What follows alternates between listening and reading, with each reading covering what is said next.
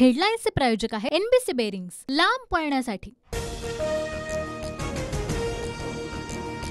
चंद्रकांत खैरे मला नेहमी डावलतात, दानवेंचा खैरेंवर आरोप। तर कुणी एकाकीपणाने वागत असेल तर प्रमुखांना कळालं पाहिजे, दानवेंचं वक्तव्य।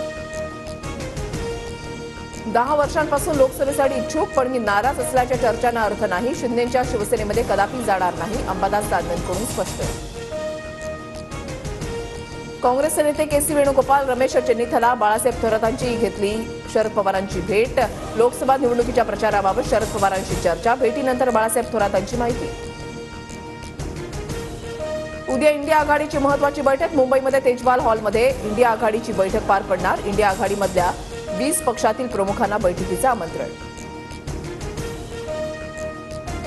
राहुल गांधींची भारत जोडो न्याय यात्रा आज मुंबईमध्ये दाखल होणार। धारावीमध्ये राहुल गांधींच्या रोड शोचं आयोजन, तर संध्याकाळी चैत्यभूमीवर भारत जोडो यात्रेची सांगता।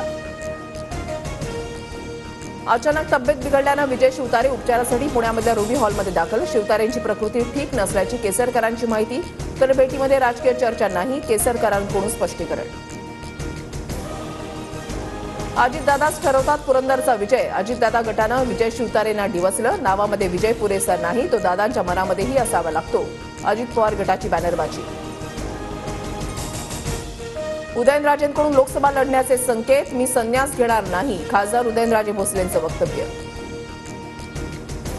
राज्य मंत्रिमंडळाची आज बैठक, लोकसभा निवडणुकीची आचारसंहिता लागण्यापूर्वी राज्य मंत्रिमंडळाची बैठक पार पडणार।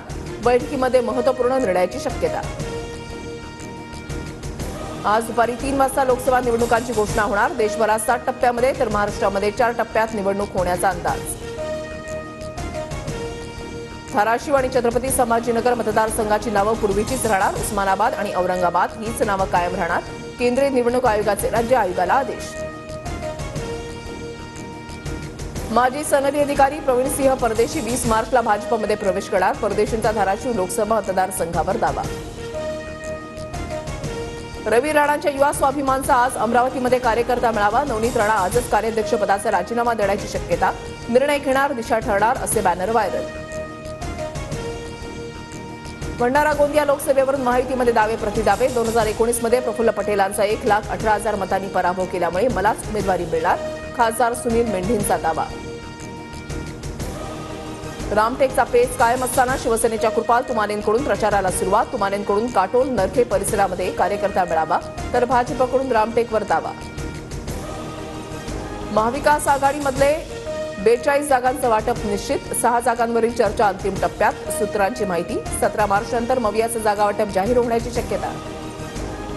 स्वाभिमानी शेतकरी संघटनेचे राजू शेट्टी उद्धव ठाकरेंची भेट घेणार, दुपारी 12 वाजता मातोश्रीवर ठाकरेंची भेट घेणार। ठाकरे गटाच्या सुरज चव्हाणांविरोधात आरोपपत्र दाखल, ईडीकडून पीएमएलए कोर्टामध्ये 2500 पानी आरोपपत्र दाखल, 28 मार्चला आरोपपत्रावर सुनावणी। पुणे जिल्ह्यामधल्या भीमाशंकरसह 71 मंदिरांमध्ये ड्रेस कोड लागू, महाराष्ट्र मंदिर महासंघाच्या सुनील घनवट यांची माहिती। दिल्लीचे मुख्यमंत्री अरविंद केजरीवाल यांना अटकपूर्व जामीन मंजूर, दिल्ली सरकारच्या मद्य धोरण प्रकरणामध्ये कोर्टाकडून जामीन मंजूर। हेडलाईन्सचे प्रायोजक आहे एनबीसी बेरिंग्स, लांब पळण्यासाठी।